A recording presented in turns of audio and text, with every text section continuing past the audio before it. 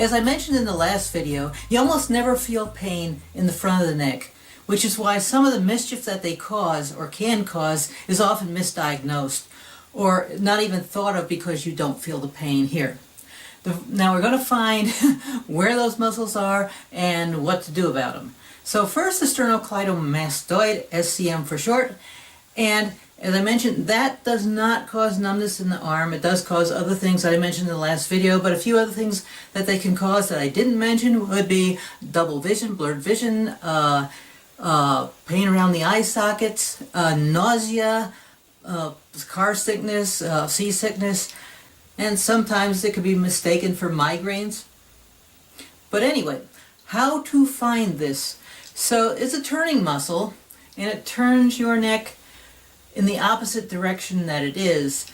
So when I turn my head the opposite way, you'll see this muscle stick out. And when it sticks out, you can grab it and turn your head back to the front and even towards the side, the same side it's on. And then you can take that muscle and pull it and just pinch on it. Now, there's two of them, of course, one on each side, and you don't want to be in between them. So grasping the muscle and pulling it out, you're not going to be on the things in the middle like the jugular vein and the carotid artery. So if you feel a pulse, you're not in the right spot, but when you turn your head and that muscle sticks out, you can grab it. Now you want to be kind of gentle here, because if it's really tight, that muscle is going to hurt, or it can potentially hurt. It's kind of an annoying muscle to have massaged, which is probably why it's much better for you to massage it than going to a massage therapist, because first of all, you don't want to massage it for very long. If you do half a minute on each side to begin with, that's fine, but you want to work up and down, or at least up, this muscle, pinching until you find tender spots. And if you're pinching a spot that transfers pain to wherever you're feeling pain, it could be an earache, a headache, or whatever, if it causes that, you're in the right spot. But if you find a tender spot, you can work on it. As the muscles loosen up, as you work on it gradually, time to time, maybe 2-3 times a day, then you can work on it longer. But if you go in too hard, too fast, you may create soreness in there, even bruising, and you're not going to want to work on it too much. But work on a pressure that feels okay, that you're not tensing yourself up. Eventually, these muscles will loosen up, probably within a week or so, depending on how often you're working on it or how tight it was. And where it attaches underneath your ear, you can feel that spot by turning your head back and forth. And some people say, oh, that's a swollen gland. Well, if you can feel it moving under your fingers when you're moving your head back and forth, that's not a gland, that's that muscle. That's the sternocleidomastoid. And usually where it attaches towards the bone, there's more nerves per square whatever than there is in the belly of the muscle, so it's going to be more tender both up here and where it attaches down here. It's called the sternocleidomastoid. So if you turn your head and feel it along the edge of your breastbone, the top of it, where the notch is there, and along the collarbone, you can feel it, and generally it's going to be more tender down there. And again, turn your head in the same direction it is to work on it. And it's a little more effective, I think, working on it than stretching it, because it's not an intuitive muscle to stretch. And of course, do it on the other side. And these muscles also pull your head forward, so if you're doing a lot of heads down stuff or heads down and slightly turned, these muscles come into play. So, as much as possible, try not to work with your head down, but I know that's impossible for a lot of occupations. But do what you can, and then loosen up these muscles. So now we get to the nasty scalenes, and these are the ones that cause all those problems down your arm and shoulder, etc. that I talked about in the last video. So now how to find the scalenes. This is where the sternocleidomastoid comes into play, because you use that as a landmark. So finding that muscle, go behind it towards the outside of your neck, not the inside, because you want to avoid the stuff in the middle.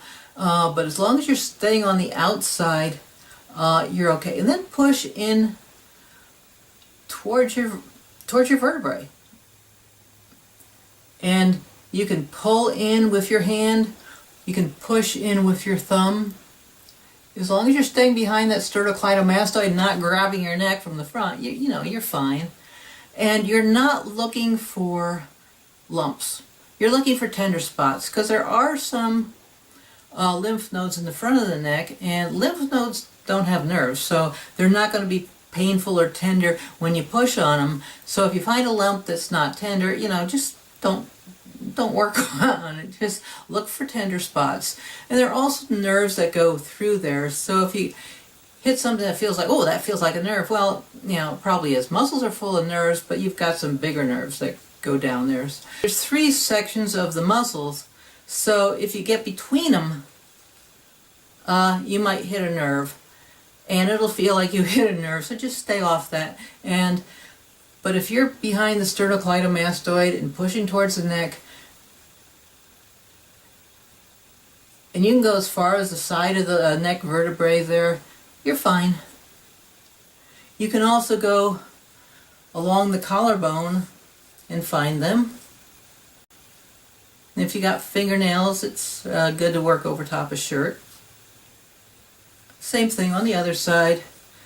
Find that sternocleidomastoid, go back to neutral or slightly towards that side, and pull on the scalene muscles. Pull it in towards your vertebrae. Again, if it's really, really tight, go gently at first, and as the muscles loosen up, you can work on them harder. Now there are a number of different stretches for the scalene. This is perhaps my favorite, but there are many different stretches, and they're not intuitive either, and a lot of people just don't get them sometimes at first, but give it a try to figure it out, because a combination of stretches and working on the scalene points themselves will do you a lot of good, especially if you're doing a lot of work with your head down, or if you've had automobile accidents, etc. What you want to do is grab your collarbone.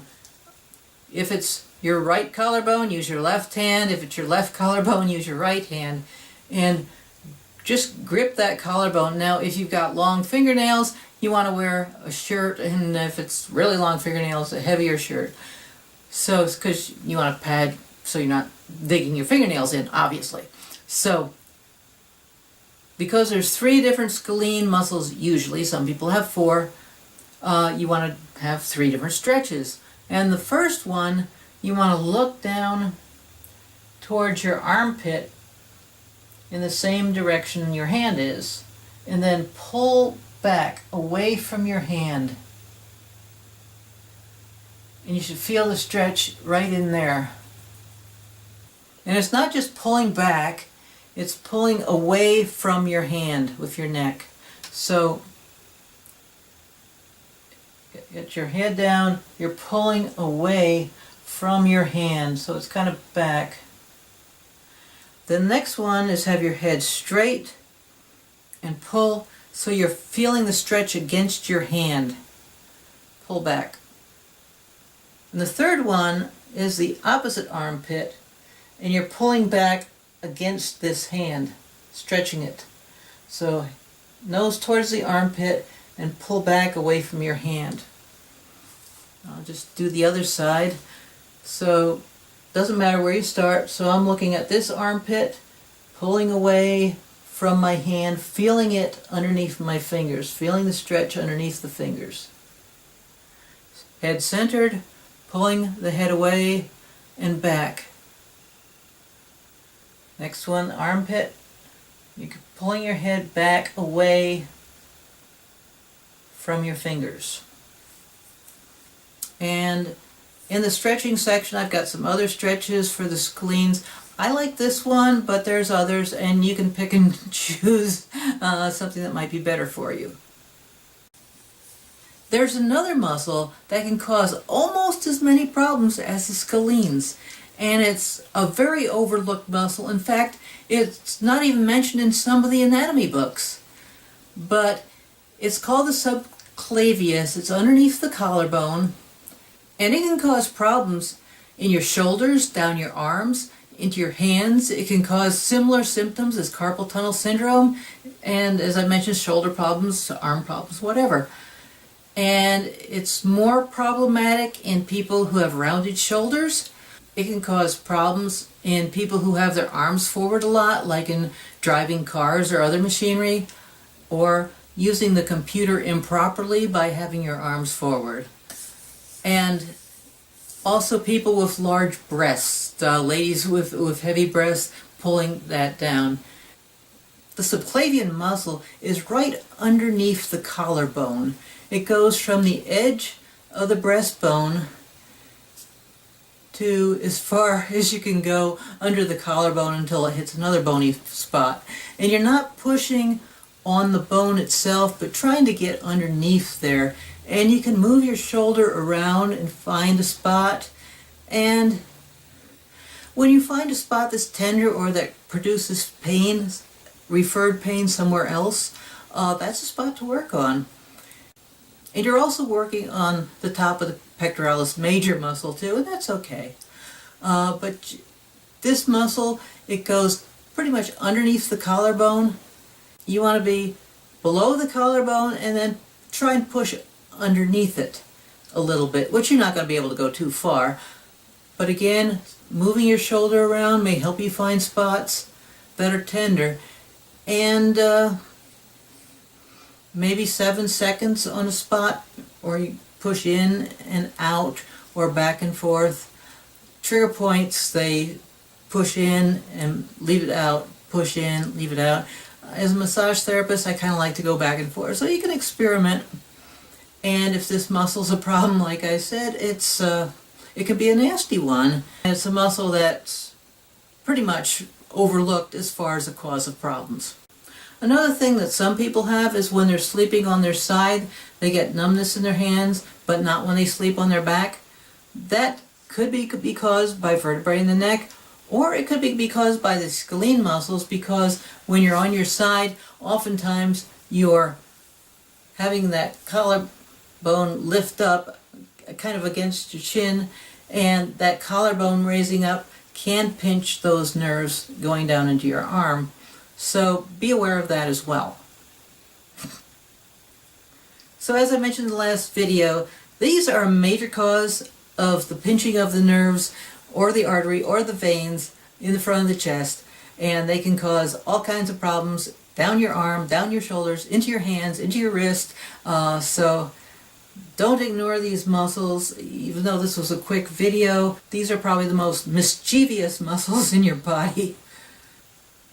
In the first video, in the core videos, which is called Watch This First, How to Tell Where Your Problems Are Coming From, I have a couple tests to tell where your problem's coming from. A couple tests for one test for the pectoralis minor and a couple tests for the scalene. So don't ignore that video. It'll save you time working on places that may not be your squeakiest wheel.